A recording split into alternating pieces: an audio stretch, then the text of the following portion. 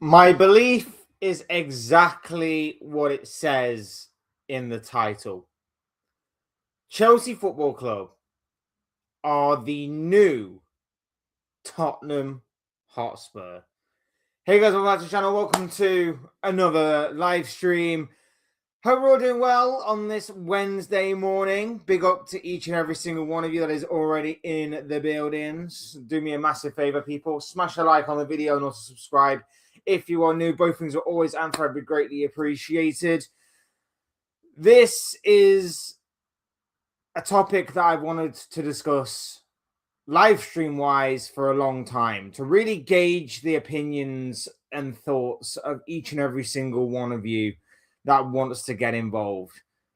Chelsea Football Club, they're a weird team right now. They're in a bit of limbo right now.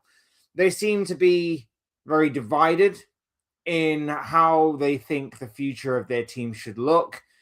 Their ownership have gone a certain way about it.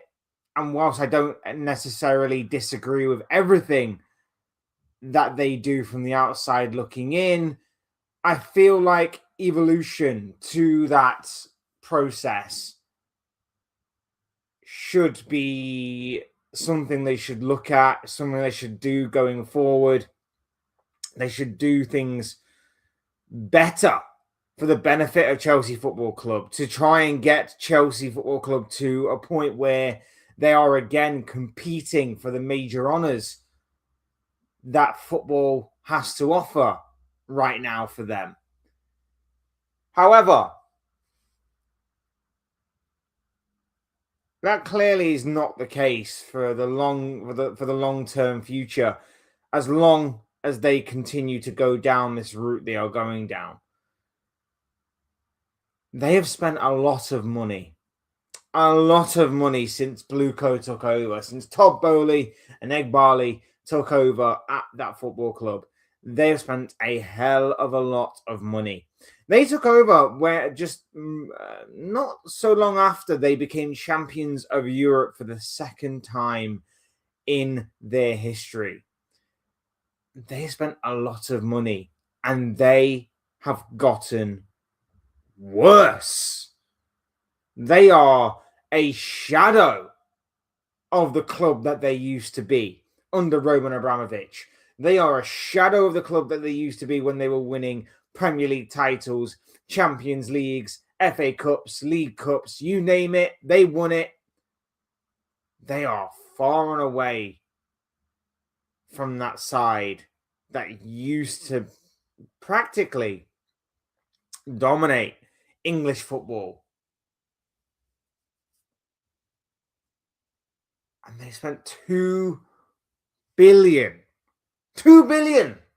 on players and managers, and probably on other things like coaches and people like that and things like that as well.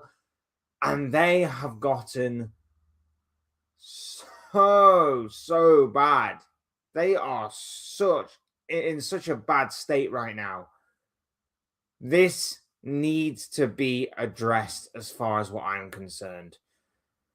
Big up to each and every single one of you. Like I say, smash a like on the video, subscribe if you're new. Both things will always and forever be greatly appreciated. And of course, hit up the chat, whether you're popping in just to say hi or whether you want to get involved in this conversation or any conversation that you guys want to go down today. Would love to hear what you guys have to say, your thoughts, comments, opinions, predictions, feelings, or whatever else they may be. I'm sure we'll make for great and interesting reading, so I can't wait to read them all in the chat. But yes, we are mainly talking at Chelsea today because, like I say, I think they are going down a path in which they very well could be the new Tottenham Hotspur.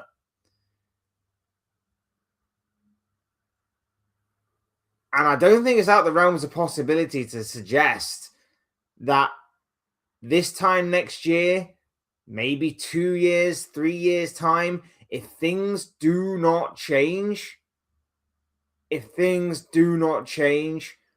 at Chelsea, they could be relegated.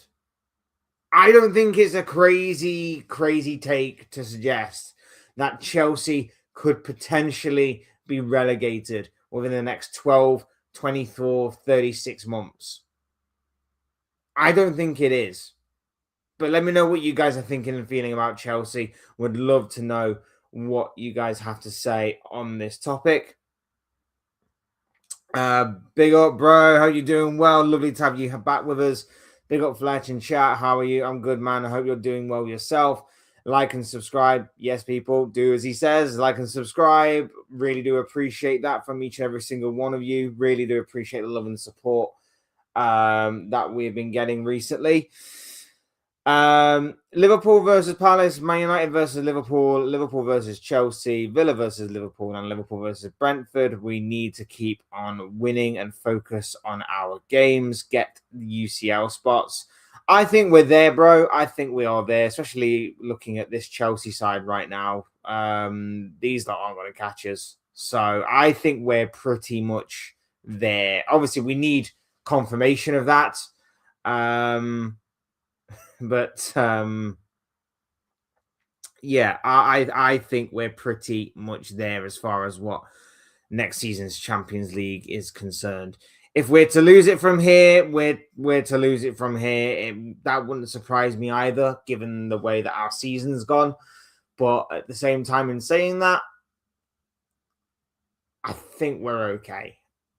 Those two wins against Everton and Fulham, whilst I did not foresee them coming, have been welcome surprises to getting us into the top 5 the next season. So I think we're fine. We need to look at and analyze all our 18 losses, 7 draws, performances, and results. Something needs to change. And yeah, it has to be the manager. Like I say, I think, isn't it one more defeat and it's our worst season for defeats ever as a football club, something along them lines. Anyway, unacceptable, just completely unacceptable. But yet, mitigating circumstances are keeping this guy in the job. Okay. Narrative constantly changing to protect this guy, and I don't understand why. Big up everyone, blessings and greetings. How are you? Like and subscribe, you'll never walk alone. Big up to yourself, bro. All good, all good. Hope you are too. Big up yourself, bro. Lovely to have you here with us, Spirit of Liverpool Football Club fans. Hope you're doing well, my bro. Lovely to have you here. I hope your Wednesday has started off pretty well, my dude. Big up Claire's in the building. She says, what's the topic? We're talking Chelsea, but if you guys want, let's say, these shows are more, your shows more so than mine. So if you guys have got a topic in mind, if you guys have got a discussion point in mind, let me know whether you want to talk Liverpool, whether you want to talk Mikel Arteta and Arsenal, whether you want to talk about Manchester City and their game tonight against Burnley, or whatever the case may be, the relegation battle, whether you want to talk about the race for Europe, whatever you guys want to talk about. Whatever you guys want to talk about. But I'll always bring a topic to the table, to the forefront, just in case. And today's topic is Chelsea, especially in the aftermath of yesterday's 3-0 hammering that they absolutely took against Brighton. Now, Brighton are a decent side, and they've come into form a lot recently.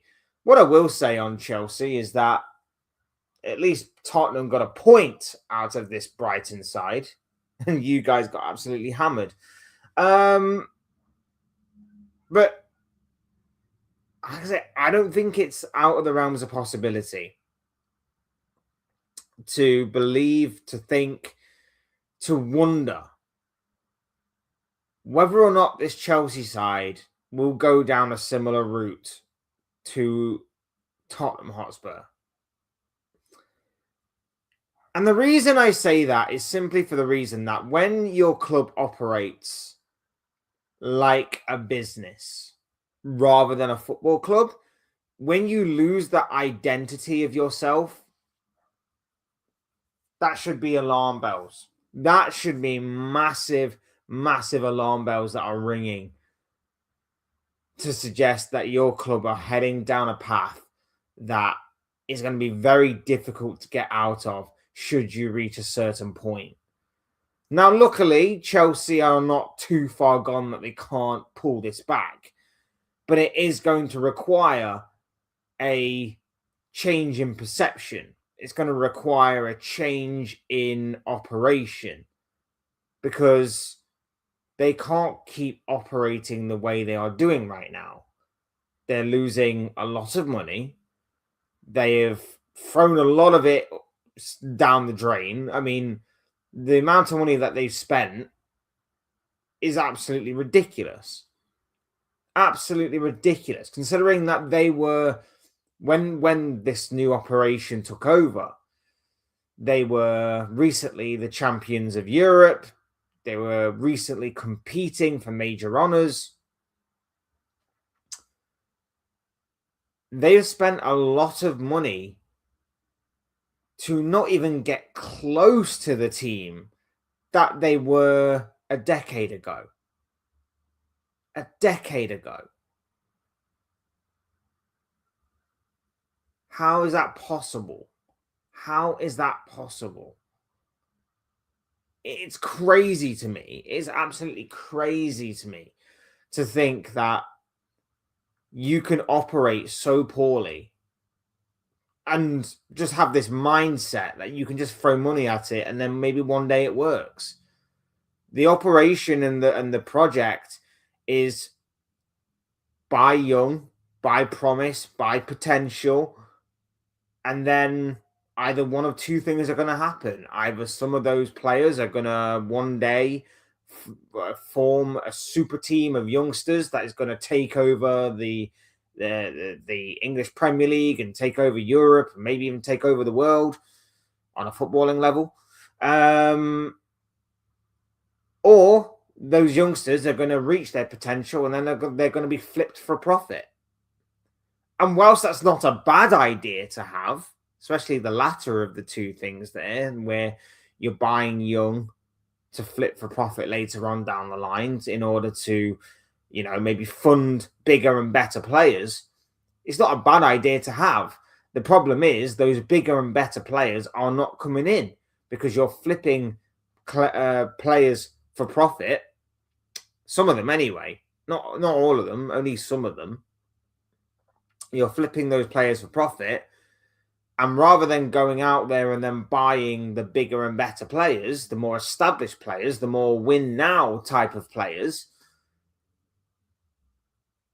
you're not doing that. You're buying more promise and more potential and just hoping that this cycle will eventually produce something big, will eventually produce a title winning Champions League contending squad. And it doesn't work like that because no other club has ever managed to do this. No other club in the history of at least European football has ever managed to be successful on a consistent long-term basis by doing this method. Add on to that the fact that you've got this strange novice of a manager that is basically fallen on his feet at Chelsea. Like, I get why he's taken the job because, big opportunity comes along like this. You're very rarely going to turn your nose up at it. But he's clearly out of his depth, Liam Rosenior. He's clearly not the guy to lead you forward to being a serious club again. The guy seems out of his depth. The guy seems completely clueless. It's so weird. But it doesn't look like you're going to change anytime soon. Like, if you went into the summer, let's say you kept all your best players, let's say you got rid of some of the deadwood of the team, and you went there and you went, right, we're going to buy an established centre back or two. We're going to buy someone or a couple of players who are established, experienced, strong. And then you went, right, we're going to buy a proper goal scorer. Liam Delap, that experiment hasn't worked. We're going to buy a proper goal scorer. Again, someone established, someone experienced, someone with a winning mentality. And you went, right, we've got those two out of the way. We're going to buy a couple of wingers now. An upgrade on the likes of Jamie Gittins and Alejandro Garnacho. Experienced, output-wise, super strong. Chelsea might start to look like a force again. The problem is that Chelsea are likely to not do that because this mindset they are in, this process they are in, this what's the word I'm looking for? I guess operation. I know I've used it before, but I'll use it again. This operation and project that they are in, they're not likely to change that anytime soon. And so what you are left with is a club that has got inexperienced players, not good enough players in some regard. A lot of promise and a lot of potential, sure, but a club that basically, when you're in that environment of everybody's got promise, everybody's got potential, it's very unlikely that everyone is going to reach that promise and potential at the same time to form an established squad. You've got major issues. Major issues. And like I say, the problems at Chelsea stretch beyond the squad, beyond the manager, because it doesn't matter who the manager is. It really doesn't matter who the manager is. I don't think you can have an inexperienced manager with an inexperienced team. I don't think that aligns. I think either you need an inexperienced manager with a team that is established and experienced, or you need an experienced, established manager with an inexperienced team that can work well with youngsters. I don't think you can have inexperience with inexperience. I just don't think it works or has worked. And obviously, again, Chelsea don't seem to care because Chelsea have seemingly suggested in the past that the manager is not crucial. It's not vital to the operation. The manager's just there as a placeholder. Well, if that's the case, why don't you put one of your board members in that position as head coach? You might as well, because the club is seemingly being ran by the people in power and in charge anyway. They are seemingly going out there and suggesting that certain players should play certain minutes. You should play a certain style of play. The manager or the head coach in this situation, and Liam Rossini, is basically just a guy right now that is that is being told what to do by the people above him. He doesn't have a say. He doesn't have a way in playing. He's just a puppet. He's just seemingly a puppet in a lot of people's eyes to the powers that be at Chelsea Football Club. And if I can spot that from the outside looking in, why aren't some Chelsea fans spotting this? And why aren't they unhappy with how their club is being run? Some of them are happy to just go along with it. Some of them are just, it happens. Almost like disassociated from what is happening here. Like, do something about it. Attempt to do something about it at least. Because unless your club changes its approach, you're not going to be successful anymore. And you will fade into the aisle of irrelevancy. You will therefore become Tottenham Hotspur right now. That's just it. You will become Tottenham Hotspur. You will fade into irrelevancy. You will fade into that area of football where you're a sleeping giant.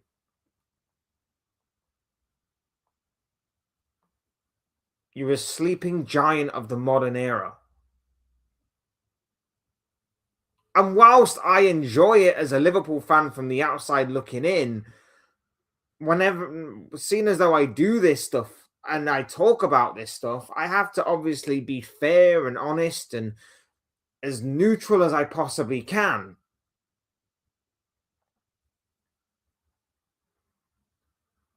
So that's why I am talking about it in this way.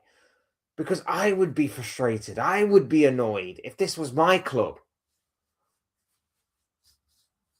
I just don't get anything and everything that is going on at Chelsea right now. And if you look at the immediate future as well, they're not going to get Champions League football. They might not even get Europa League or Europa Conference League football. That is how close the battle for Europe is right now. Brentford, Brighton, Bournemouth, Everton, they've all got fantastic opportunities right now to take on Chelsea and to beat Chelsea to Europa League and Europa Conference League football. And Chelsea, like I say, this could be the start of the downfall into irrelevancy. Because unless something changes, they're only going to continue to go down this path. Look at what happened with Spurs. Spurs have spent a lot of money, but they've not spent it in the right areas. They've also had numerous managers over the years. Look where they are right now, and look how Chelsea are operating. It is not too different, in my opinion, to how Chelsea are currently operating. It's really, really not. It's really, really not. And Chelsea fans need to wake up. They need to wake up before it's too late. Because, like I say, who wants to see Chelsea versus Tottenham down in the Championship? I mean, I do. That would be a quality game for the Championship. And I'm sure the Championship would love that as well.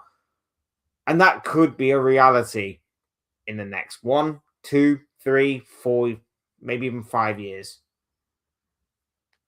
It genuinely could. Unless Bluco, Todd Bowley, Egbali, whoever else in the position of power at Chelsea changes their approach. The manager does mean something, but he is not this guy. This guy is not it. And here's the thing, you can change the manager. Go ahead, change the manager.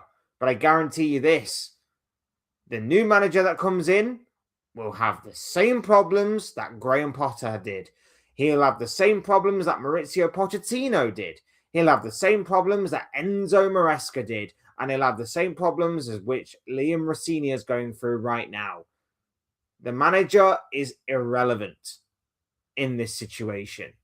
No matter who takes over, as long as Bluco and Chelsea keep operating in this way, the manager is, like I said, just a puppet. He is just a guy in a position. There's a void, there's a vacancy. He is just a guy to fill that void. You could hire anyone in that position. Which is why I'm surprised, like I say, that Todd Bowley's not put himself in there, or Egbali's not put himself in there, or whoever has not put himself in that position as manager. Because it clearly doesn't matter. It clearly does not matter who is in that position. It really is a shambles at Chelsea right now. Big old Bush Baptist is in the building. Lovely to have you here, bro. Hope you're doing well. It says, big up Fletch. I was a season ticket holder to at Wrexham when they had their first American owners, and I was a steward as well. It seems American owners that are hands-on like Chelsea are still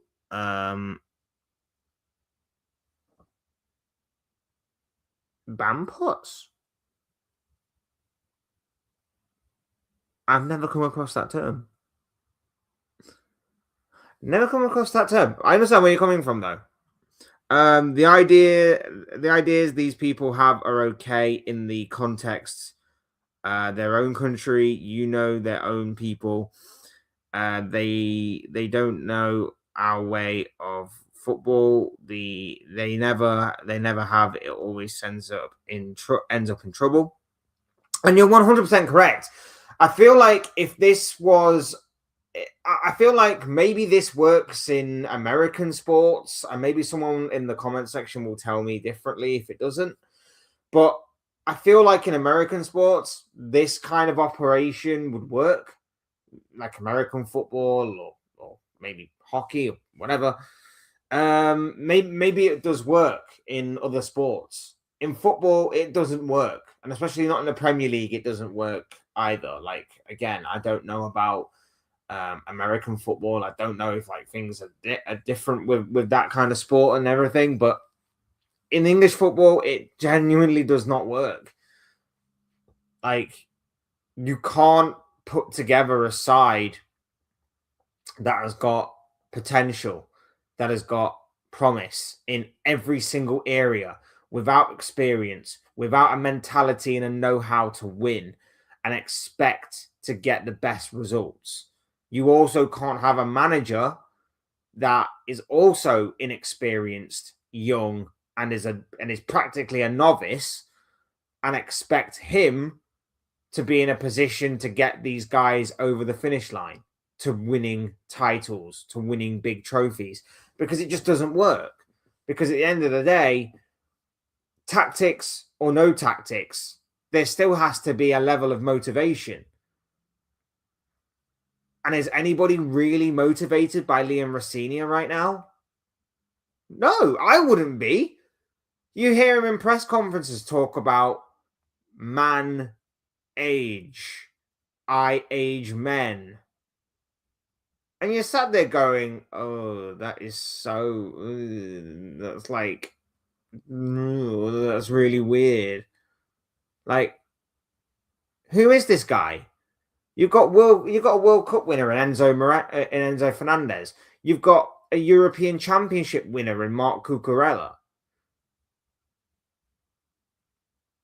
Champions League winner in Reece James. Now, the only difference is that obviously Reece James is Chelsea through and through. But even so, how are you motivated by this Liam Rosenior guy? I bet like the vast majority of players at Chelsea didn't even know who Liam Rosenior was. But they had to look him up on Wikipedia before he even walked through the door. Like, it's an utter shambles. It really, really is. And like you say, the way the club is run, maybe in American sports, it does work. Maybe in American sports, maybe this type of operation is somewhat common. I don't know. I don't watch American sports to really comment on that. But I have to think the only reason why they've come in with this blueprint of how to run this football club is because they've tried it in previous sports, or maybe they've got inspiration from other sports and they're trying to make it work in English football. And I can tell you, it just doesn't work. It just doesn't. It can't work. It doesn't work. I'm not saying the entirety of it doesn't work either. Like I said at the top of the video, flipping players for profit is fine. Like, I kind of wish my club would do that a little bit more to a certain degree, buy small, sell for profit. But it's what you do with that profit that is the big question. Because if you're just reinvesting it and you're going through this cycle of reinvesting in potential and promise and youth, and then you're selling them on for big profit, and then you're doing the same again, you're not getting anywhere. You're not getting anywhere. You're just stagnating. And even then, you're not really stagnating because everybody else will get better than you. They'll improve on you. So what you're doing is stagnating, but realistically, because everyone around you is getting better, you're dropping further and further and further down. Because you're not putting anything of that profit into something better, which you really should be doing. Otherwise, you're just operating like a business. You know who else operates like a business? Tottenham Hotspur. You know who else doesn't care about success on the pitch? Tottenham Hotspur.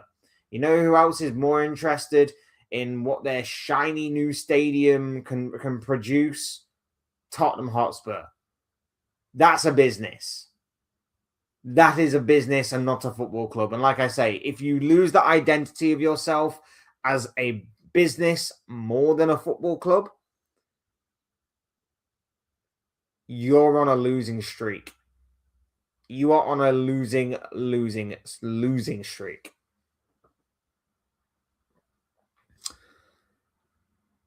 I'm so going to butcher this name, and I do genuinely apologize because I'm terrible with names. But big up Anshuman. I do apologize. I'm so sorry. I hope you're doing well, my bro. Lovely to have you here with us. A primary school teacher managing play school nursery kids in producing childish juvenile results. What else did we expect? Best wishes to you, channel from India. Big up, bro. Big up India as well. And that's awesome that you've tuned in today. Really do appreciate it. But again, it's like we were saying, and you're 100% right. I think I touched upon your point without even realizing before I got to your comment. I completely agree. What are you expecting? But they don't care about the manager or the head coach role. I think they've previously alluded to it, that they don't care about the head coach role. They just see the role as a void that needs to be filled. If that's the case, go out on the street, pick a random homeless guy from the street and make him your manager. Because at the end of the day, we all know who's running the club and who's pulling the strings behind the operation. And I'm not just talking about stuff off the pitch, but seemingly stuff on the pitch as well. Now, I'm not saying it won't produce success. I'm sure every now and again that maybe if they get a decent cup run, maybe there is an FA Cup, a Carabao Cup, that maybe even a Europa Conference League like what Enzo Maresca managed to win last season in Chelsea's future, if they can qualify for that, of course. But that would take a lot of luck. It would be more so luck than anything. They would need a decent cup run. Chelsea could still win the FA Cup this year. Chelsea could still win the FA Cup. Now, am I expecting them to beat Leeds this weekend in the semi-final of the FA Cup? No. But in a knockout competition, anything is certainly possible. And even if they do get past Leeds, do I expect them to beat Man City? No. But again, knockout competition, anything is possible. And in a way, I kind of do want them to win the FA Cup because it would mean that the American owners are going to be deluded in thinking that this project works. And if that's the case, go right ahead and believe it works, because you're just going to fall and fall and fall. And that, as a rival, that, as not a Chelsea fan, is fine by me. But like I say, I'll call it out for what it is. And like you said, bro, you can't have inexperience managing inexperience. It just doesn't work. I 100% agree with you. In a way, this is why FSG gave the management to the to the club, to other people. They knew they took full control of the fans. Full control. The fans of Liverpool would not take it for a week, but even our club owners are telling. I think even our club managers are out of their depth, because this isn't a high fly boy club where our club managers. God, my eyes are terrible. Sorry, my eyes are like what? Where our club managers are in Armani suits and aviator glasses. This is Liverpool. It is not Instagram, is what Bush Baptist is saying here. And yet it is more, it is seemingly more style over substance right now. It really, really does seem to be the case. I don't know, man. It's just so weird at Chelsea right now, man. It's just so weird at Chelsea. I just don't get it. I really, really don't get it. Hammers Football TV, big up to you, bro. Lovely to have you here with us. Hope you're doing well. Says Big up Captain Veg, first time on here. Really do appreciate it, bro. Make yourself at home. Rossinia, the wrong choice for Chelsea, and the games prove it. Even with his nonsense and thinking he's bigger than he is. I've hit the like and given us up. Thank you, bro. I really do appreciate that. Liam Rossinia is just so weird, man. Liam Rossinia is just so weird. Man age, I age men. I mean, from that moment, like, you'd kind of expect, things to take a downward spiral. It's not exactly like I'm the special one, Jose Mourinho. It's not even I win something in my second season in charge of every club, Ange Postecoglou. It's so weird, and it's only gotten weirder as well. Like, the Chelsea huddle to respect the ball. You can't tell me the players came up with that. You can't tell me the players came up with that to surround the referee, respect the ball kind of ridiculousness, and have the referee just in the middle of that weird huddle they did against, was it Newcastle? I believe it was the Newcastle game. I could be wrong, but the guy's out of his depth, but the guy is obviously going to take that job. But here's the thing. This is the thing that needs to be addressed here. Where do Chelsea go from here? Let's say that they don't change how they operate. Let's say they continue to try and buy young, buy promise, buy potential, try and flip some for profit, try and maybe keep some players to maybe one day, maybe make them into a team, make them into a well-oiled machine. Not going to happen because, I reckon the likes of Cole Palmer is getting pretty tired right now of being there. If they don't change, where do they go? What manager is going to come in and take this? There's talk about Liam Rossinia being sacked. Well, they gave him a 6.5-year deal. Or 5.5-year deal. One of the two. I can't remember exactly, but it was definitely a long-term contract. They gave him a lengthy, long-term contract. So they're going to have to pay that out if they sack him. Where do they go? Where do they go from here? Like, honestly, tell me, what manager is going to walk through the door at Chelsea? What manager is going to walk through the door at Chelsea and be completely okay with accepting the problems that await him as soon as he walks through the door? The problems that, like I said before, Graham Potter faced. The problems that Maurizio Pochettino faced. The problems that Enzo Maresca faced.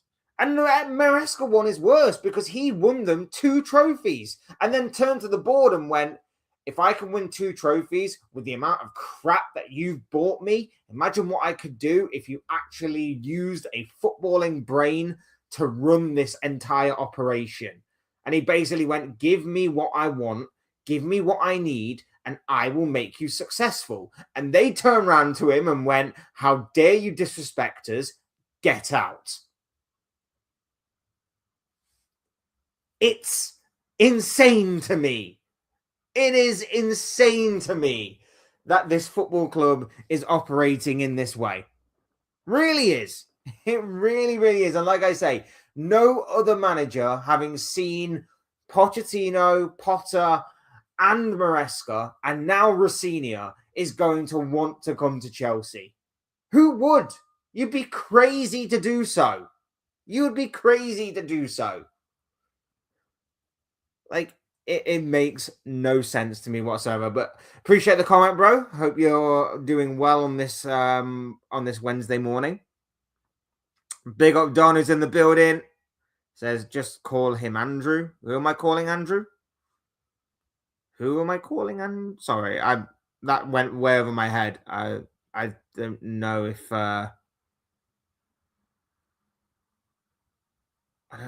I'm trying to look back. Who am I calling? Sorry, that went way over my head. By the way, I'm not saying I want a couple of rough Scullies in charge of the club, but I'm sure we could convince someone like Steven Gerrard to join us and pick talent out with I and by XG.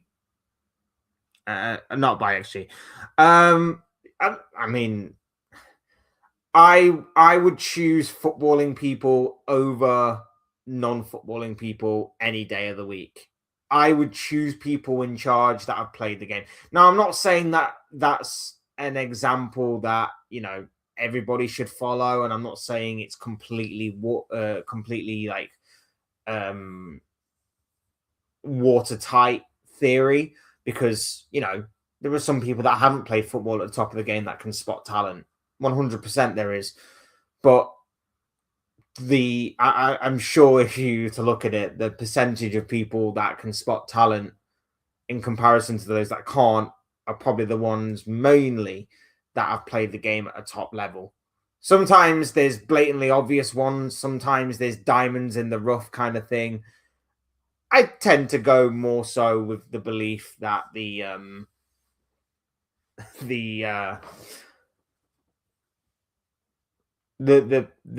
ex player, the ex pro, whatever, would have a lot more insight. But again, it's not exactly always watertight. Sometimes the ex pros don't even know what they're doing. I mean, you have to listen to them on punditry and various radio and TV shows, and some of them are a bit out there with their predictions. But yeah, we shall see.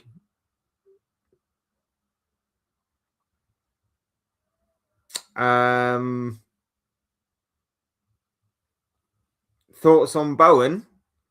Thoughts on Jared Bowen?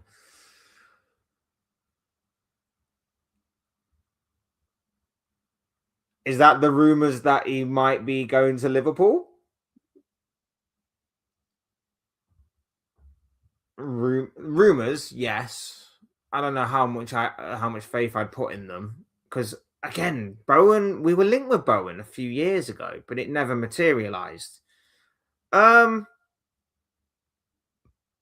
Very good player, Premier League proven. I just don't think. I just don't think it should happen. I think he should either stay with West Ham or he should go elsewhere. I don't want him at Liverpool on the basis that the guy is 29 years of age going on to 30. Like, I think we can do. I mean, I know the winger market isn't exactly looking good this summer. The winger market really isn't looking good. There's like one or two wingers out there that, could could do something. But if we miss out on those, we're kind of struggling a little bit. But no, I like him. I think he's done really well for West Ham. I think he's done really, really well for West Ham, and obviously, he's been brilliant for them. But not quite for Liverpool right now. Not quite for Liverpool. Didn't have a great game Monday. Had 2 players on him each time, but signs are showing he's becoming a bit predictable. Fair enough. He was poor against Palace, but I'd have him at Liverpool. Now, I wouldn't want him. I would not want him. Like the age profile, and I know I'm not one of these kids that thinks, oh, at 30 you're done because I'm a FIFA / football manager kid. No, like there are players that at 30, 31, 32 years of age, still have life in them and still have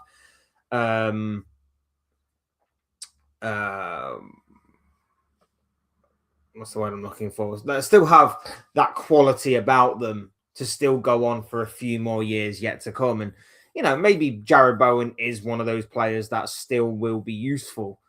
But I just think Liverpool could go out there and find someone. They could find someone to replace Salah with on that right-hand side that may be there for more so the long term than anything. Not someone that's going to basically be there for a couple of years and then we're having to find someone else. Like I say, I don't mind Jared Bowen. I think he is a great player and I think he's been a fantastic servant to West Ham over the years. And, they'll always have the Europa Conference League to look back on. But I don't know, man. I personally think there's someone different out there. Personally, think there's someone different out there.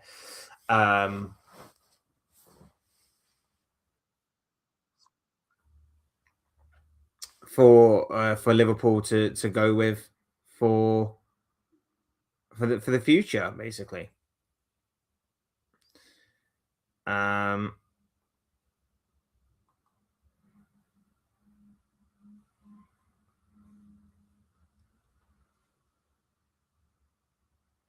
I think you guys are sniffing at him again. Think he stays. That's even if we go down. Plus, you have to negotiate with Danny Dyer.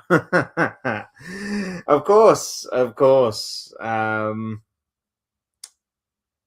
West Ham through and through. So, yeah, like he obviously wouldn't want that. He wouldn't want to upset the father-in-law. So, yeah, fair enough on that one. Like I say, I think he stays at West Ham. I think he's built up a good career over there, and yeah, I think he's been a wonderful servant to the club over the years.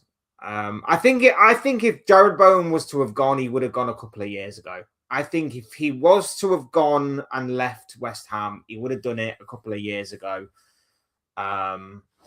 After like the Europa Conference League, for example, I feel like that would have been the pinnacle, the peak, and I think he would have gone. But he decided to stay, and fair play and credit to him. And now I just think, I just think maybe that maybe the boat sailed on Bowen a little bit. Big up Sonam. I hope you're doing well, my bro. Lovely to have you here with us. Thanks for the show. We'll look out for you next show. Yeah, big up to you, bro. Thank you for being here, and hope to see you again soon. Hope to see you back here soon. Big up to you, bro. Lovely to have you here with us, and enjoy the rest of your day, my dude.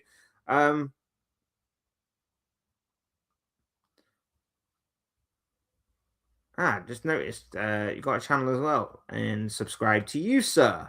Subscribe to you, sir. So I'll check that out after I've done this stream.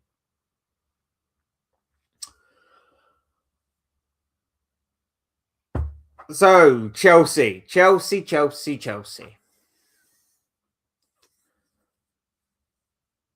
Anyone actually think they're going to change?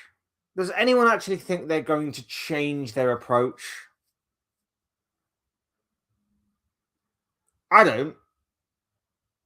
I don't. I don't. Like, I. They should change. Of course, they should. If they want to be serious again, if they want to be taken seriously, they should change. I just I'm just not convinced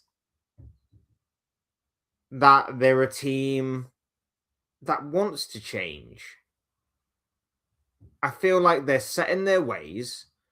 I feel like they've got an idea of how they want to run the club and they're not going to compromise. Because, like I say, there's nothing wrong with what they are doing necessarily. There's nothing wrong with wanting to buy young, talented, raw talented players, like big potential, big promise, and then attempt to either mold them into a team or attempt to flip them for profit later on down the line. But it's what you do with that profit. It's what you do when you have that team there. Because let's be honest here, people. If Chelsea aren't getting Champions League football this year, the chances are is that if they continue to operate the way they're doing, they're not going to get it next year. They're not going to get it the year after. They're not going to get it the year after. Some of their big name players are going to be left frustrated and annoyed by the lack of ambition that is being showed by the club.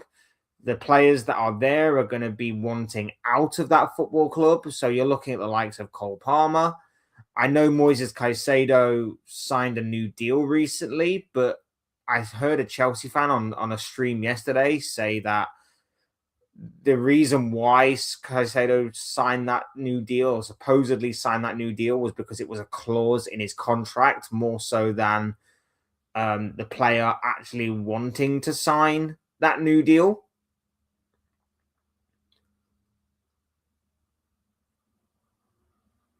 Like, how are you happy just to go about this? How are you happy just to go about how Chelsea are going through right now? You're either on really good money that you don't care, or you are just deluding yourself. If Chelsea went out in the summer and they went and bought absolute top-notch players, well established, well in their prime, winning mentality monsters, you could maybe have the argument that, okay, they've learned. Now they just need to get rid of the manager and get a better one in. And maybe, you could be talking about Chelsea being contenders for next season or the year after. But Chelsea aren't likely or aren't looking to maybe do that. And that is a massive problem. And Chelsea fans, I don't know, like, your fans seemingly are divided by this. There are some fans that are not happy. There are some fans that are just going along for the ride. I don't know. It's so weird what is happening with the Chelsea fan base right now. Like, the Chelsea fan base under Roman Abramovich would not accept failure. The Chelsea fan base would not accept failure under Roman Abramovich. The Chelsea fan base under Roman Abramovich, at the first whiff of failure, would be manager out. Let's bring in a new manager, because you were so used to that mentality. You were so used to that mindset and that way of thinking that as soon as things go wrong, it's not the players, it's not the board, it's the manager. The manager has to go. You're so used to that because it worked. That's why you were so successful. That's why, whenever Chelsea were bad, you were only bad for about 6 months to a year or so. And then you managed to get back on track again. It's why, Mourinho came in and was so successful. But when Mourinho dropped off, you got rid of him and you brought in Avram Grant. That's why after Avram Grant came in, you brought in Carlo Ancelotti. That's why after Ancelotti, you went through a period where you were kind of a bit all over the place, but you even managed to win a Champions League with Roberto Di Matteo. You won a Europa League with Rafa Benitez. You know, you brought in the likes of Antonio Conte. You had that quick fix approach. And whilst long term it never built anything consistent for that particular manager, at least long term you built up a string and a consistency of success. Now it's so weird in the way that you're operating that some fans are just rolling over and having their bellies tickled. Just accepting it. You wouldn't have accepted this under Roman Abramovich. If Abramovich was still in charge, you'd be like, this owner, he's lost his way. This owner has completely gone against what he believed to begin with. This owner has lost the fight. He's lost the hunger. He doesn't want the best for Chelsea anymore. You'd be on the owner's case. But for whatever reason, these new guys have come in. They've spent £2 billion on players, on managers, coaches, whatever else you can name. They've sold many assets at Chelsea that you can sell, as well as obviously their own hotels to bypass certain laws and regulations and find various loopholes. And you're sat there going, this is fine. This is fine.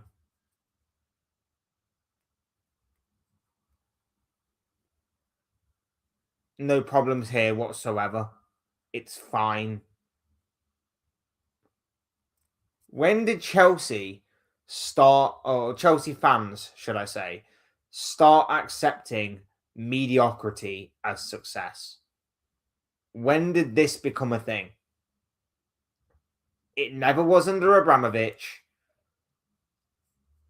You would swap a new manager every 6 to 12 months, but you were always on the verge of success.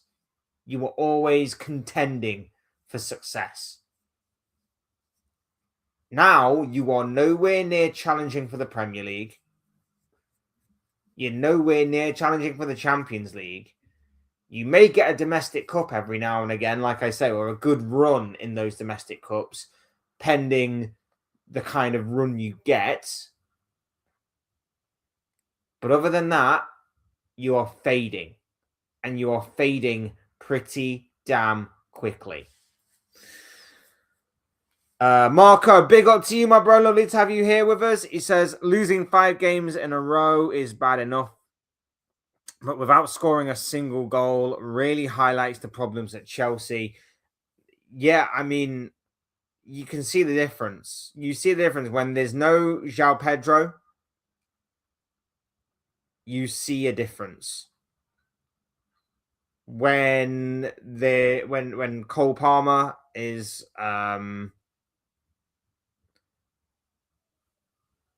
when Cole Palmer's not firing on all cylinders, as he has not been doing for most of this season, you see a massive difference. Don't get me wrong, not just the manager, not just the ownership. Some of these players, of course, need to take some responsibility. But it's like £2 billion have been spent on this squad. £2 billion. £2 billion has been spent on this overall squad since they became Champions League winners 4 years ago. 4 or 5 years ago. 4 years ago. 5 years ago. 4. No, 5. 5 years ago. Yeah, 5 years ago. 2021 Chelsea, 2022 Real Madrid, 23 City. Yeah, 5 years ago. 5 years, half a decade ago. Half a decade ago, £2 billion was spent on this new ownership, new regime, and they've gotten nowhere near where they once were. How is that even possible? How? Shocking stats. Chelsea have conceded the same amount of goals as Forest this season, and Chelsea have suffered more Premier League losses than Sunderland this season. That's incredible. I didn't even realize the Forest bit. I didn't even realize they conceded the same amount of goals as Forest, and they played a game more. I know they played a game more than Forest. That's crazy. That's absolutely crazy. That's shocking. I can't remember what the stat was yesterday now. It was something like this is like the worst Chelsea run since before the First World War or something. I don't remember the full context of it. I'm trying to remember off the top of my head, but I can't. But yeah, Liam Rossinier, Bluco, and everybody else associated with Chelsea breaking these really bad records. Like it's crazy how the mighty have fallen. Crazy how the mighty have fallen. Big ol' Alf is in the building. Lovely to have you here, bro. Go and check out Alfie's channel, doing some brilliant stuff over there on his YouTube channel. Man City fan. I'm sure he's gearing up for later on tonight when his Manchester City boys are taking on Burnley. Should be an easy win, right? Should be an easy win, right? Should be. History tells us that Manchester City should be absolutely smashing Burnley. And with the extra incentive of obviously going above Arsenal this evening with a win, that should also be enough to put Manchester City over the top as well. So yeah, you should be fine tonight, right? No chances of an upset. I know you obviously nothing's ever a given, but yeah, you should be fine tonight, right? Thanks for the shout out. Last time we beat Arsenal in a title race, we dropped points to 17th. Forest, gotta stay humble. Yeah, that's 100% true. And you're welcome for the shout out as well. But you are 100% correct. Drew to Forest, Drew to West Ham. That's my biggest concern with City right now, and it has been for most of this season. Like, my concern is that you've gone through these phases at certain times this season where you've just got a bit ahead of yourself, and then you've dropped points in big games. And look, in the way that Arsenal are playing right now, I could definitely see Arsenal dropping points. I could see Arsenal dropping points as early as this weekend against Newcastle. I could see them dropping points against Fulham. I could see them dropping points against West Ham. But the final two games of the season against Burnley and Crystal Palace, I'm pretty confident Arsenal will win or would win in normal circumstances. As for your fixtures, look, all winnable games, but you've definitely got the tougher of the fixtures. You've definitely got the tougher of the running. Brentford could be awkward. Everton could be awkward. But I think the most awkward one for me, looking at it from the outside looking in, is definitely Bournemouth. Bournemouth is the most awkward game you could possibly have in the run-in. And that's going to be huge. That game is going to be huge. Because obviously Bournemouth are on a, what is it now, 13-game unbeaten run going into tonight's game against Leeds. I think they're on like a 13-game unbeaten run. Bournemouth, 13-game unbeaten run. Potential of European football of some description going forward. That's going to be a massive game. Everton are the same, by the way, but at least Everton are a bit more inconsistent in terms of their recent form. That Bournemouth game, yeah, that Bournemouth game could be very tough. That Bournemouth game could be very tough. Do you think Kyle Walker is going to play in the Championship next season? Still can't believe he's playing at Burnley. He is better than I think. I mean, how old is he now? How old is he? He must be mid-30s, right? Mid-30s, Kyle Walker?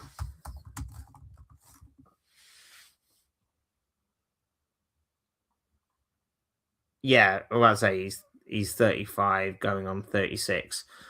Yeah, he'll stay with Burnley. He'll probably stay out the rest of his career with Burnley. Try and get them back up to the Premier League for the following year. Burnley are the kind of club that could yo-yo. They definitely are a kind of club that can yo-yo. Put it this way, I would put more faith in Burnley coming back up at the first time of asking than I would Spurs. I would put more faith in Burnley being promoted back to the Premier League for the following season from next year than I would Spurs right now. And I still think Spurs under Roberto De Zerbi have a good opportunity of bouncing back up if they are to go down this season. That is, of course. But if obviously Tottenham do go down along with Burnley, because City have the potential to officially relegate Burnley tonight. If City win, then or even draw, I think Burnley are officially relegated. So they are done and dusted as far as what I'm concerned.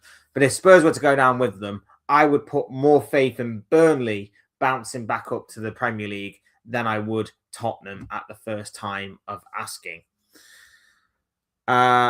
I'll actually think we'll have Bournemouth comfy. They're not used to playing twice a week, and the games will be pushed to midweek if we get to the FA Cup final. When will the FA Cup final be played? Because usually it's the final. It's like the final game of the domestic season. But in recent years, they've sort of pushed it to a point where 16th of May. 16th of May.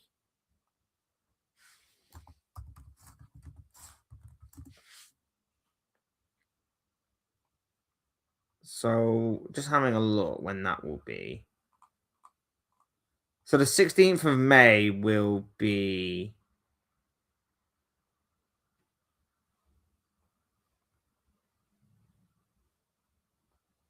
That is crazy. I don't like that. I still think the final domestic game of the season should be the FA Cup final. I don't like that at all. I really don't like that at all. The final game of the season should be the FA Cup game. The FA Cup final should be the final game of the season. That's weird to me that is the case. It should be the season ends a week later, you get the FA Cup final. That's when the domestic calendar ends.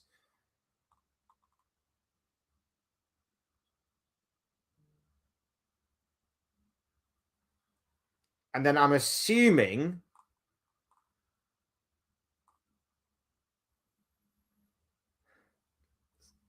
and again, it's even weirder because if your game against Bournemouth has to be rearranged,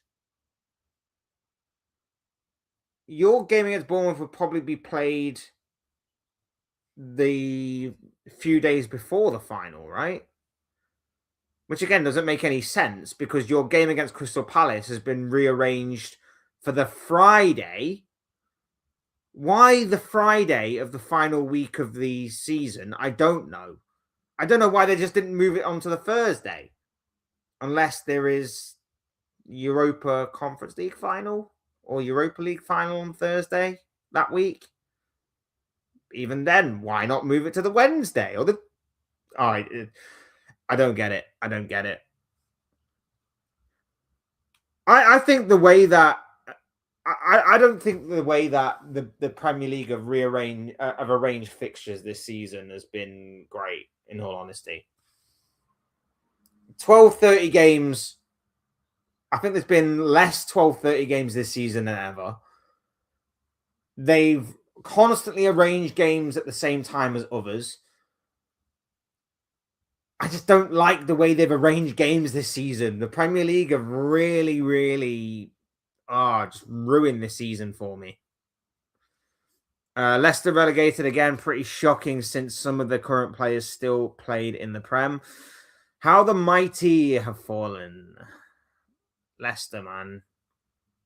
It's hard. It's crazy to think 10 years ago they pulled off one of the most incredible campaigns in the entirety of the Premier League and football in general. 10 years ago, winning the league. It was only, 5 years ago, 4 or 5 years ago, they won the FA Cup. Maybe even sooner than that. I can't actually remember. They won the FA Cup with Brendan Rodgers. Conveniently against Chelsea. No, was it Man City? I want to say it was Chelsea, but now that I've said it, it might have actually been City. Oh, why is my brain not functioning today? The memory part of my brain. Oh, it's so bad. Why do I second guess myself every time? Bournemouth game is currently scheduled for the 17th of May, but we'll go to the midweek schedule. We get to the final. I just don't get why It was against Chelsea. Yeah, I thought it was. And then I had this horrible feeling that I just messed up and it was actually against your lot. I was like, what? Oh, my brain. I just don't get why your penultimate game of the season is 2 days before your final game of the season. Why is it on a Friday? Why is it on the Friday? And at this moment in time, at the time that we are live, it is down as a 3 o'clock game on Friday. What? Why? Not a nighttime game. 3 o'clock in the afternoon on a Friday. A game that could potentially have major implications as far as what the Premier League title is concerned. Now, I don't know whether that timing is going to change. I don't know why, but I don't get it. Whoever's in charge of arranging Premier League fixtures, I don't get it. I really don't get it. I don't like it either, but oh well. I mean, yeah, there is that element to it, but like I say, I just think whoever's been arranging Premier League fixtures this year they've been smoking something. They've absolutely been smoking something. They must have been, because it's just been so... The ordering of fixtures, the way that they've overlapped games. I mean, even this weekend, I know they probably do it every year, but even this weekend, your lot play Southampton at 5:15. 15 minutes after your lot kick off, Arsenal versus Newcastle kicks off. Again, why? Why? Why do you have both games on at the same time? Why can't you have one at a different time? Why?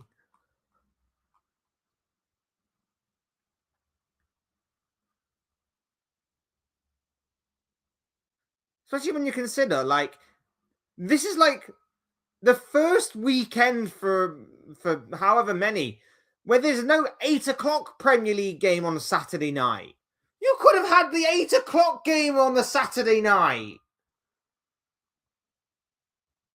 You've done it multiple times this season before, especially when you've not had a 12:30 game.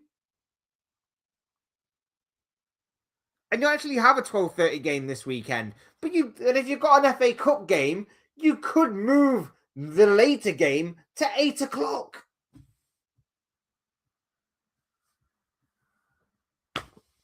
I don't get it. And there's another thing as well. There's no Premier League game on Sunday. There is no Premier League game on Sunday. So again, no Premier League game on a Sunday, but you've got Man United Brentford on the Monday. You've got a Friday night game in Sunderland versus Forest. But you're planning to overlap the FA Cup game between Man City and Leeds with the Premier League game of Arsenal versus Newcastle.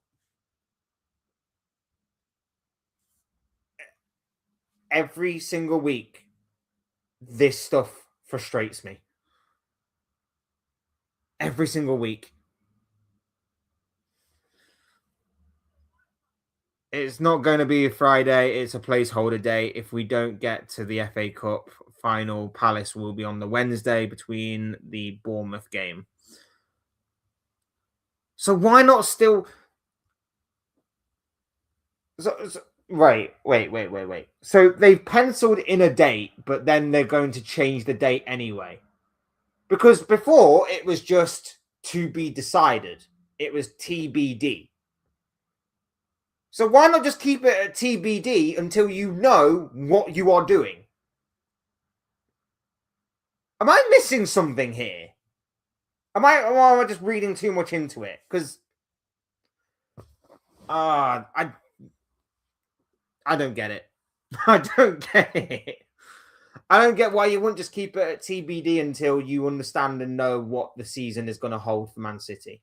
Because, like you said, if you get to the final, that's another game that's going to have to be rearranged. Cool, whatever. Because for whatever reason, you don't want the FA Cup final as the last game of the season. Fine, whatever.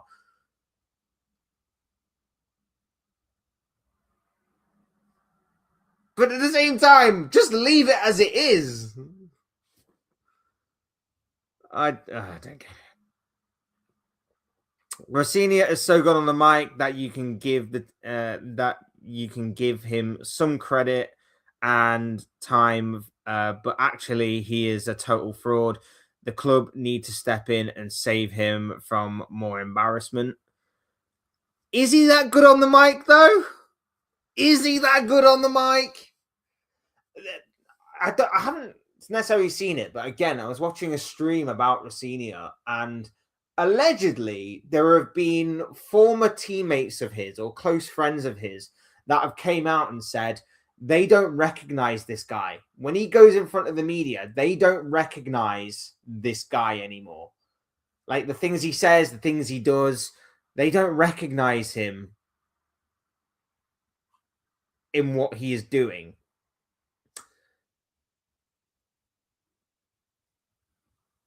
And I'm like, what are you trying to prove, bro? What are you trying to do? Are you trying to be something you're not? Are you trying to maybe make yourself seem like you fit in? I don't get it. And it goes to your point, bro. Maybe he is just a total fraud. Maybe he is just way out of his depth, a total fraud, someone that's trying to fit in when he clearly doesn't. It is embarrassing. It is. It was embarrassing when the guy spoke about aging men. It was embarrassing when the guy said that the players have to respect the ball more. I mean, I don't know what it's like on the Chelsea bus to and from games, but I imagine he's got like I can just imagine him sat at the front with a guitar singing Kumbaya.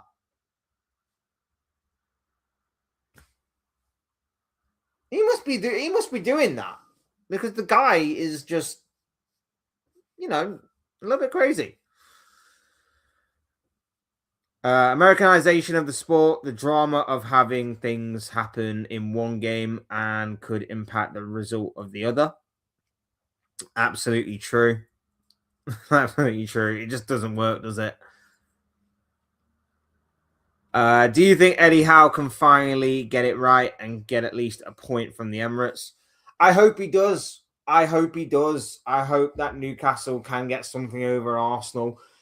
Here's the thing with Newcastle. Newcastle are a very weird team. Like this season, it hasn't worked out for them, and you know, a lot. I it's one of those situations where I don't think Eddie Howe's blameless, but I don't think Eddie Howe's been left in the best position this year, especially considering how the summer went. And I know part of it was from Isak, but the club really didn't help him or the club out whatsoever. Like the club and the ownership at Newcastle have seemingly had this plan in place, and the plan has been foiled multiple times by various laws and rules and regulations and stuff. And then they've just basically thrown their toys out the pram and gone, well, if we can't do this, then we're just going to have to just sit here and do whatever. And they've turned around and they've gone, right, you sort it out because we're too busy sorting off the pitch issues out. And it's like, well, Eddie Howe's just been left to his own devices pretty much. The signing of Nick Voltermader, I said at the time, seemed strange. And then he hit the ground running as soon as he came to Newcastle. It looked all right. And then it's dropped off a cliff, as I somewhat predicted. I somewhat predicted that it would fall off, and it had done. Nick Voltermader's fallen off. Bruno Guimaraes has been injured, and you can definitely tell the drop-off when Guimaraes is out the team rather than when he's in the team. There have been some good moments and good results here and there for Newcastle, but overall, like I say, dreadful season. But when it comes to them against Arsenal, they have got the tools to beat Arsenal. They've got the physicality level.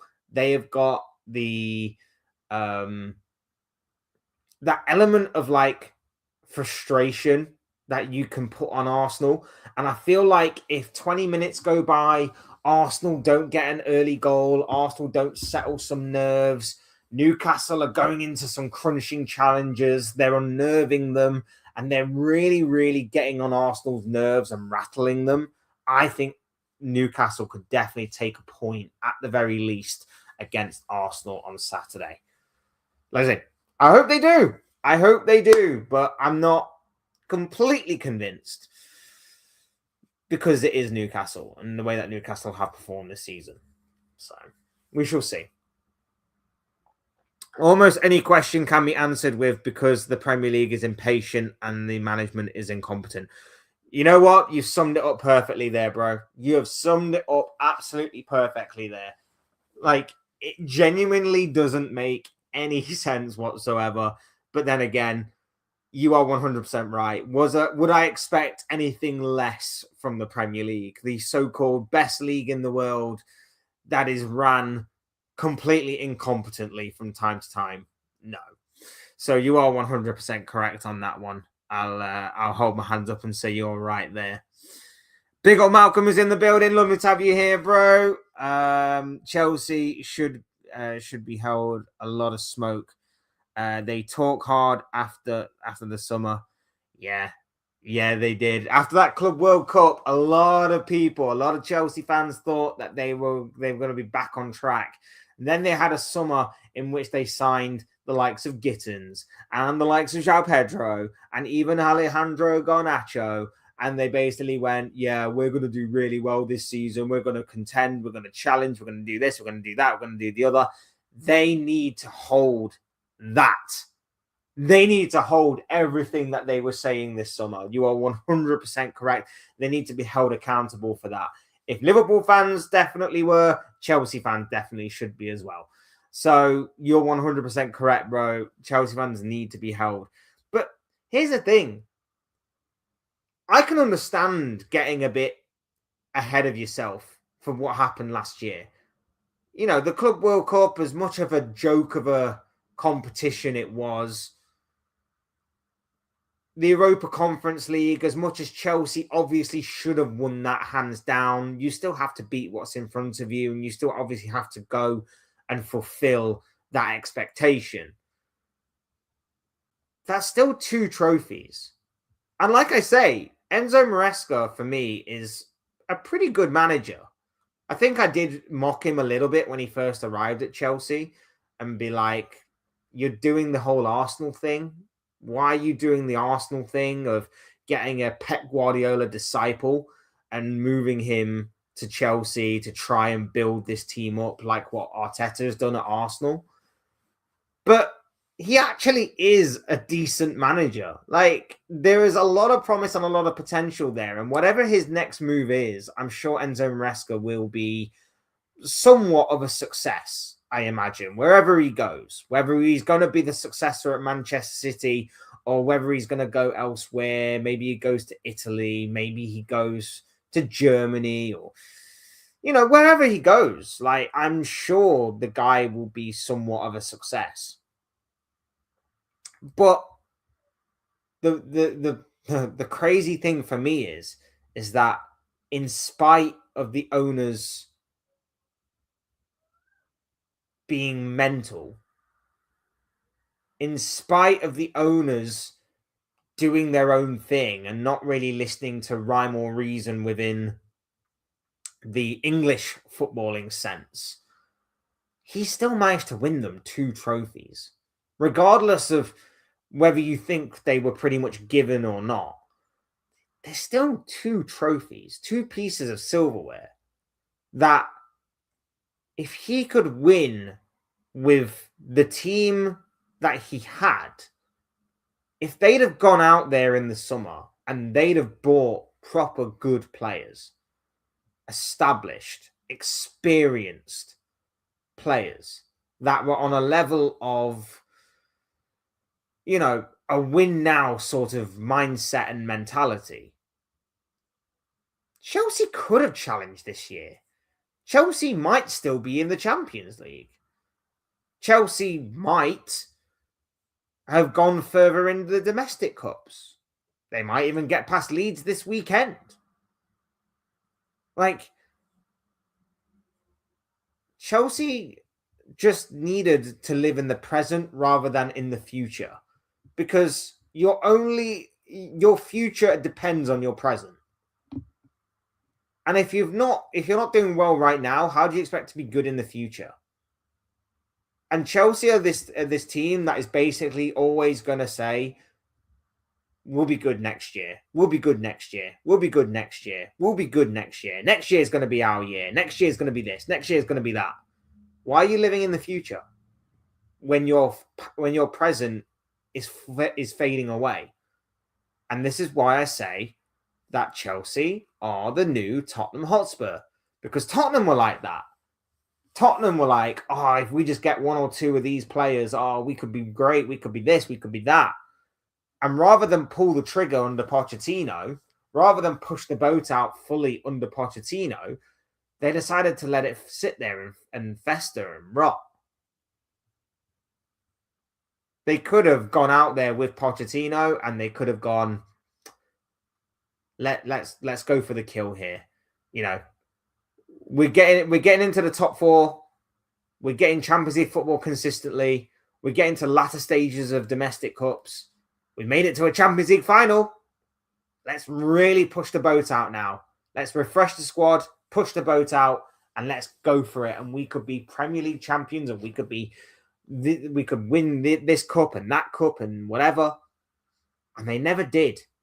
They never did, because they were too busy worried about the future and thinking, if we just get over this hurdle, if we just get past this point in time, if we just get past here, we could then go and do something. And they never got around to it because the present was always something that they overlooked. And because they overlooked it, they never got to where they wanted to be. And where they are right now is a team that is too busy focused on bringing the box in and bringing Beyonce and bringing the Foo Fighters and bringing whoever else to the London Stadium, to the Tottenham Hotspur Stadium, and not worried about, we could be playing Championship football next year. We're probably playing Championship football next year. It's a team that is run like a business and not a football club. For as much as you may mock Spurs, and especially Chelsea fans I'm talking to when I say this, as much as you may mock Spurs, you are in serious danger of becoming the next Tottenham Hotspur if you do not change your approach in transfer windows and your approach to your business side of things. You are not a football club, you are a business. And the moment you lose that identity is the moment you should be scared, worried, panicking for your future. So that's just the way that I see it. 12th place Fulham are just 3 points behind Chelsea now, and Fulham have a game less. You mean a game in hand, right?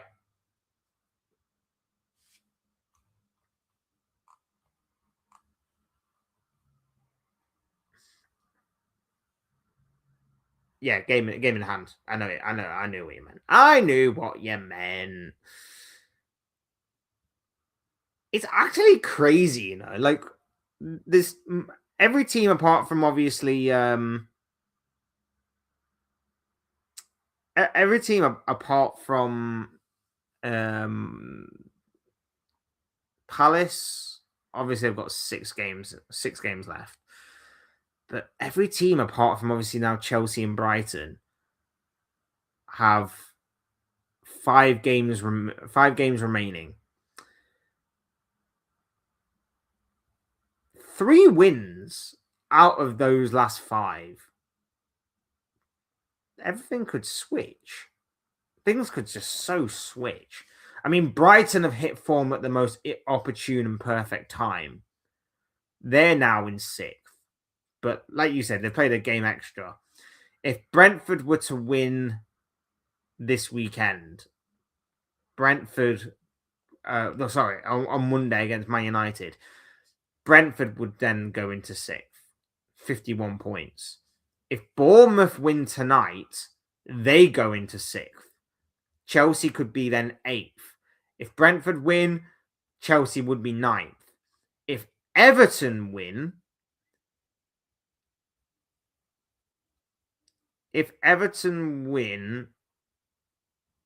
they would leapfrog Chelsea. If Sunderland win, they leapfrog Chelsea.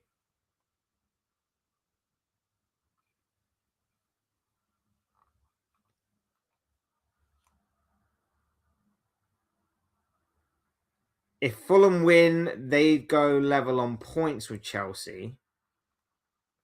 But goal difference would be in Chelsea's favour. Chelsea could finish this weekend in 11th place. By the end of this round of Premier League fixtures, Chelsea could be in 11th place. That's how crazy this current Premier League season is.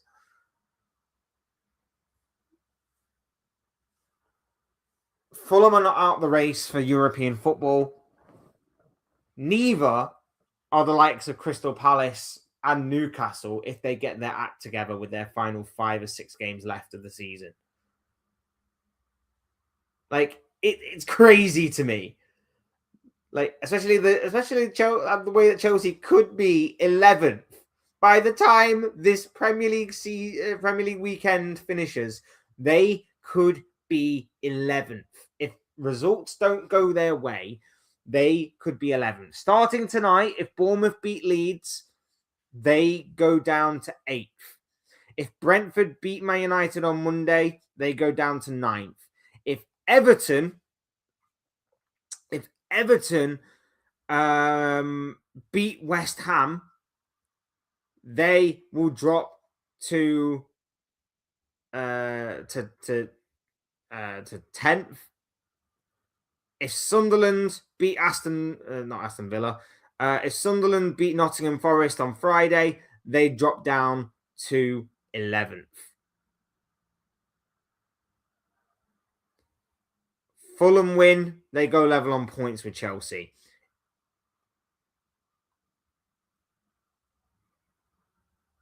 If Palace beat Liverpool, they go 2 points behind Chelsea.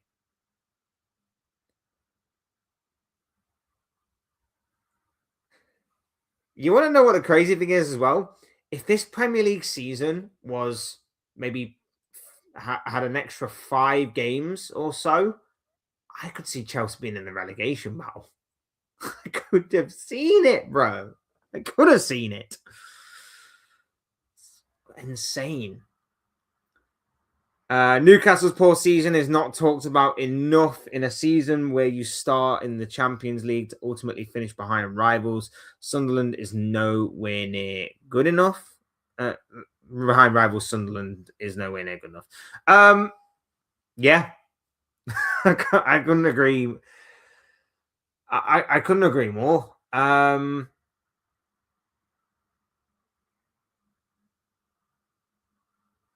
I just think their ownership have just completely lost interest in the project. I think their ownership had massive plans for Newcastle going forward. And maybe there have been some restrictions along the way, like FFP, like PSR. Maybe there have been some restrictions along the way. But at the same time, in saying that, I still think most clubs would find ways around it. Most clubs would find loopholes, a bit like what Chelsea have done over the years. I feel like they could have done that, and they've decided not to kind of push those boundaries, and it's cost them their interest. I don't think they're interested in this project anymore. I still think they'll be there because I don't know who comes in and takes over them. But I don't think they're as interested or as committed to the project anymore at Newcastle than what they once were. Like I say, they left Eddie Howe and his brother or cousin or whoever it was in charge of the transfers this summer. That was whilst they were having the whole Alexander Isak thing kick off as well. And they just sort of left them to it. They didn't really help out. They basically just went to the media and said, yeah, he's not going. And then eventually they sold him. Like, everyone knew you were going to sell him. Like, it wasn't like it was a big, well-kept secret or whatever. So they sold him. They brought in the likes of Nick Voltemada. They've managed to finally buy Johan Visser as well. Visser got injured at the beginning of the season, so that was a complete waste of time. Voltemada, like I say, started off really well, dropped off a cliff massively, as I somewhat expected. Bruno Guimaraes got injured. They had Aaron Ramsdale in goal or Nick Pope, and like, it wasn't the best. It's not been great. I don't know. It's so weird. I mean, they sort of deserve it for the way that their fans, some of their fans, not all of their fans, big up Reluctant Gamer if you're in the building. Some of their fans went about their business in the summer. They sort of deserve it. So the way that some of their fans was talking in the summer, they kind of deserve it. They kind of deserve a little bit. Like I say, they were on a madness in the summer. They really, really were.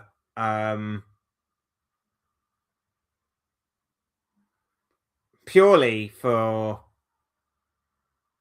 the whole Isak thing, Voltemada, that guy who made that video about how Eddie Howe was playing 4D chess because he forced Liverpool into buying Ekatike, who he claimed was not a very good player, to put it lightly, so that they didn't have the money to buy Isak, so that they could go and get Benjamin Sesko, only for him to go to Man United, only for every other player in the summer to reject Newcastle United. Yeah, it's not been a great season, has it? Has it really? Like I said, I hope that they manage to take points off Arsenal, though. Hopefully they take points off Arsenal, but we shall see. We shall see. Things need to be looked at, though. Has Eddie Howe reached his end, though, with Newcastle? Has he taken them as far as what he can go with the club? Or is it a case of they go again next season? They restructure the club and they go again next season? Because I think he is a good manager. I think he is a decent manager, Eddie Howe. I just don't know about Newcastle right now. And mainly it's because I don't know how committed their ownership is to the project anymore. As I know they've run into some issues and some restrictions and boundaries. I don't know how committed they are to that football club anymore. And like you say, it certainly has gone under the radar. It certainly has gone under the radar. In a season in which they were meant to be getting top 6, Newcastle, they've fallen away massively. Massively. Morning, Fletch. Chelsea are the team that keeps on giving. You're 100% right, Dean. I hope you're doing well, my bro. Lovely to have you here with us. You're 100% right. Chelsea are the gift that keeps on giving. And hopefully, long may it continue. Hopefully, long may it continue. Sorry, continue. They're certainly in a lot of trouble. They are certainly in trouble. Well, how have I got a hiccup? I got hiccups now. Let's do me head. Can already relegated Wolves be motivated enough to drag Spurs down with them this weekend?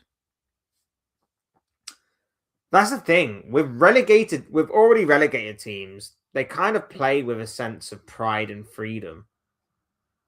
And it normally does spring some decent results. So if you were to ask me right now, I'd say draw, which does not help Spurs at all. Which does not help Spurs at all.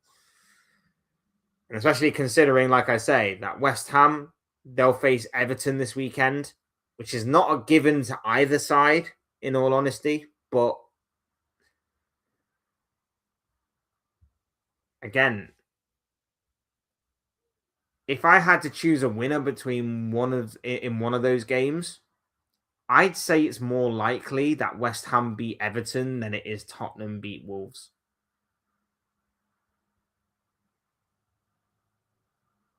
That's crazy, isn't it? That's absolutely crazy to think. If Spurs don't win this weekend, they're done for. If Spurs do not win this weekend, they are absolutely done for.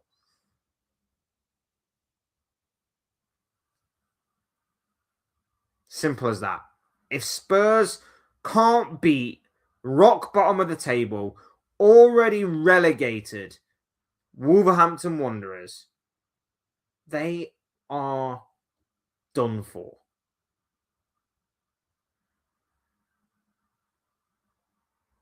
They're done. Simple as that. Simple as that.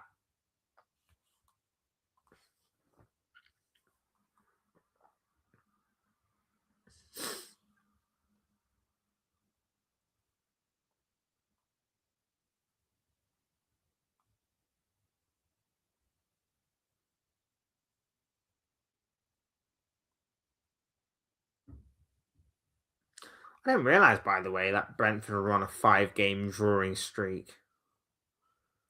Brentford drew their last 5 games. In comparison to Chelsea, who have lost all of their last 5 games. Forest are unbeaten in at least 5. Bournemouth are on a 13-game unbeaten streak, I believe.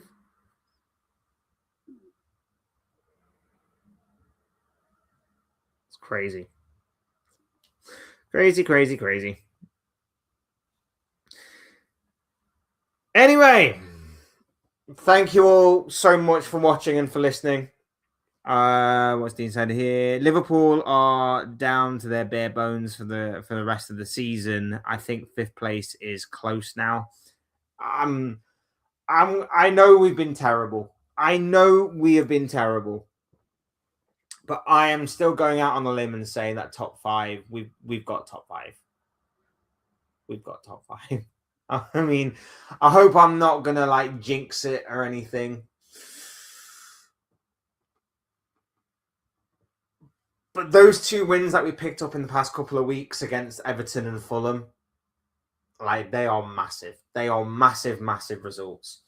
And what we're having to rely on, I mean, not so much now, but we're having to rely on the inconsistency of the teams below us. We've got a 5-point gap over Brighton right now.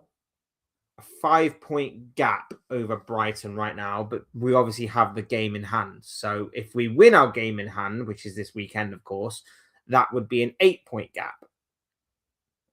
That 8-point gap, I believe, is enough, considering that we will then be down to the final 4 games of the season. That's a 3-game swing. That's a 3-game swing with 4 games remaining. I think we'll be fine. Because I can see us getting something against Chelsea. I can see us getting something against Villa. And that would be enough, in my opinion, to get us top 5. So I think we're good for top 5. I'm just saying that right now. I think top 5 is secure for Liverpool Football Club right now. If I'm wrong, and we bottle something else this season, because let's be honest here, people, it could very well happen. But if we don't get Champions League football from this point, he has bottled everything. Everything that you can bottle this season, this prick has bottled. And he deserves to go. He deserves to go. He deserves to go anyway, by the way. I'm not saying like, oh, if he gets top 5, he should stay. No, the guy should go. But there is no defense if he doesn't manage to secure top 5 from this position. There is no defense for it whatsoever. You can't sit there and go, our performances need to improve. And then a few weeks later, our Slot's job depends on how we do in the FA Cup. And then we get absolutely destroyed in the FA Cup and go, our Slot's job actually depends on the Champions League. And then we get absolutely destroyed in the Champions League. Oh, Slot's job depends on whether we make it in the top 5 or not. And then if we lose it from there, what's going to be the excuse then? Oh, mitigating circumstances. Oh, the passing of Diogo Jota and bringing in so many new players. Stop with the excuses. The guy just simply isn't good enough. The guy just simply is not good enough. Get real. Get real. If we lose top 5 from this position, bro, honestly, just nah. Can't be dealing with another bottle job. Simple as that. Anyway, we're going to wrap it up there, guys. Thank you all so much for watching and for listening. I really do appreciate each and every single one of you being here. Do me a massive favor, people. Smash a like on the video and also subscribe if you are new. Both things will always and forever be greatly appreciated. Thank you to each and every single one of you that has already done that or participated in the chat today. Really do appreciate you being here. You guys are absolutely awesome. And as I keep saying, I really cannot thank you guys enough for the love and support that the channel is receiving. I really, really do appreciate each and every single one of you. Thank you all so much for being here. You guys are awesome.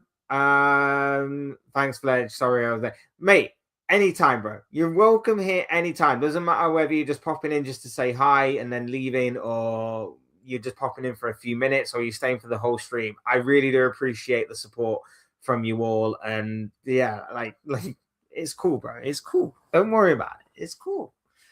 Yeah, thank you all so much for watching and for listening. I've been Fletch. This has been another Fletch Talks video. And I'll see you speak to you all again soon in another video or live stream or whatever it may be. Cheers, guys. Thanks everyone for watching. Take care of yourselves. Enjoy the rest of your day. Speak to you all again very, very soon.